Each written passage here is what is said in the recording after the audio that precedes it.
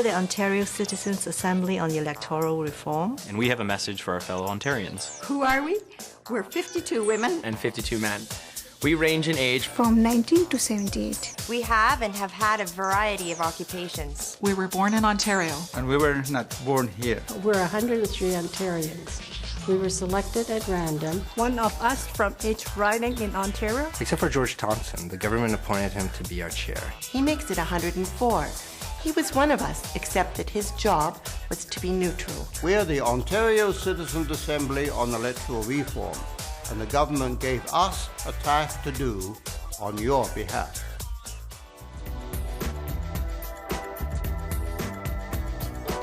We were asked to learn about electoral systems. That is the system we use to vote and how our votes are counted. And how votes are translated into seats in the legislature, the provincial parliament. For 8 months, we've studied Ontario's system, the one we've been using since 1792, and many different systems used in other countries. The next part of our task was to consult with our fellow Ontarians to find out what you think. Finally, we debated and discussed what we had learned and what we had heard. Then we decided. Si on recommanderait de maintenir le système actuel ou de le changer. This is important.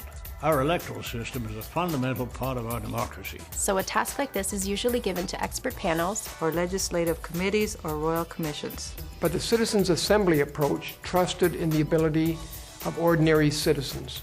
Citizens like you, like us. This was a first in Ontario. It was democracy at work.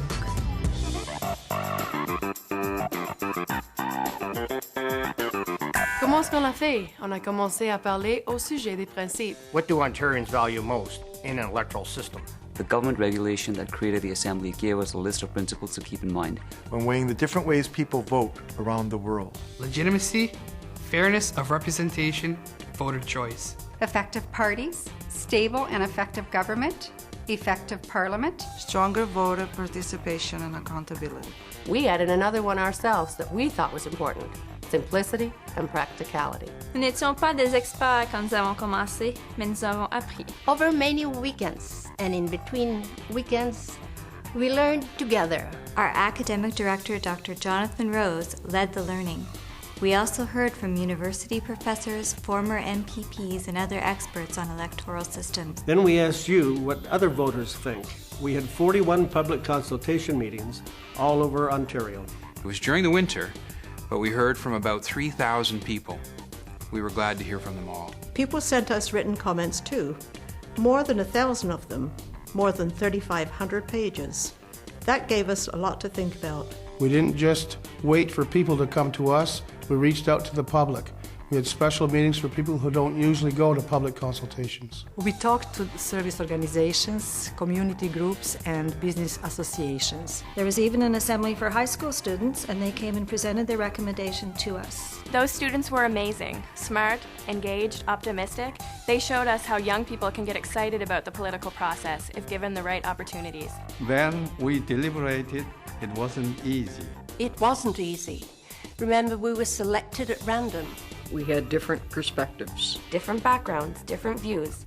But none of us represented any particular group. We were representing all of Ontario. We had a common goal. Our goal was to decide on the best electoral system for Ontario, one that reflected all of our values. After all our learning and consultations, after weeks of deliberation, we decided to recommend a new electoral system for Ontario. We decided on a made-in-Ontario solution. It preserves the best of the electoral system we have now, strong local representation, and adds new elements to produce more proportional election results. This means that the share of seats each party wins will be roughly equal to the share of votes it receives. We recommend that Ontario changes to a mixed-member proportional system.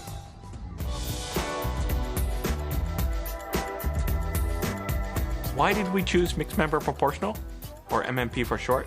We think it reflects the values that are most important. Greater voter choice. Voters should be able to choose their preferred candidate and choose their preferred party too. Fair election results. The number of seats a party wins should more closely reflect its share of the vote. Strong local representation. Each geographic area of the province should have at least one representative.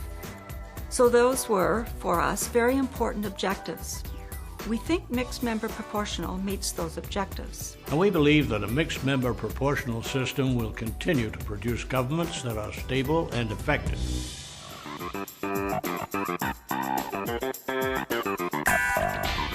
How does mixed member proportional work? You have one ballot with 2 votes and 2 ways for MPP to be elected. It's really quite simple. Before the election, parties nominate candidates for the electoral ridings, as they always have.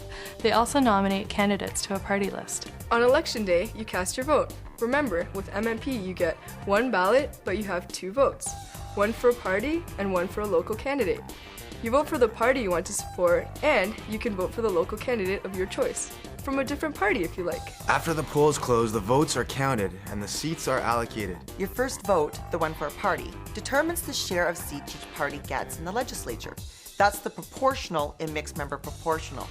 Proportional means that a party's share of the seats is about the same as its share of the party vote. Once we know how many seats each party is entitled to, the next part is easy. Each party, of course, is allocated its locally elected member. If a party doesn't elect enough local members to add up to its full share of seats, candidates from the party's list are elected to make up the difference. We thought it was important, though, that a party has to get at least 3% of the overall vote to get a seat. The parties create the lists in the order they want their candidates to be elected, if they require any list seats. Voters will know well in advance of the election who these candidates are because the parties will file their lists with Elections Ontario. Elections Ontario will make the list public so parties can show voters that their lists were created in a fair and open way, and whether their lists achieve greater gender balance, include candidates from all of Ontario's regions, and reflect the diversity of Ontario's population. This was important to us, and we believe that it's important to you. You may be wondering who would represent you in a mixed member proportional system. Well, your local member would represent your riding, just like now, and list members would give you a province-wide representation. Ridings would have to be a bit bigger than they are now, and that was a concern to us. But we felt it was worth it to have a fair system. Ultimately, you would have more representation than you have now. The list members give you a new kind of representation. These members could concentrate on issues that matter to different regions in Ontario. Like the north and rural areas, or broad issues that matter to us all, like the environment or healthcare, so you would be represented 2 ways.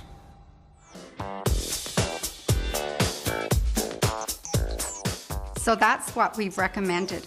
On Election Day, October the 10th, 2007, there will be a referendum on our recommendation. You'll vote as usual, but you'll also have your say on the electoral system we recommended. On that day, you'll decide the future of Ontario's electoral system. Should we change it?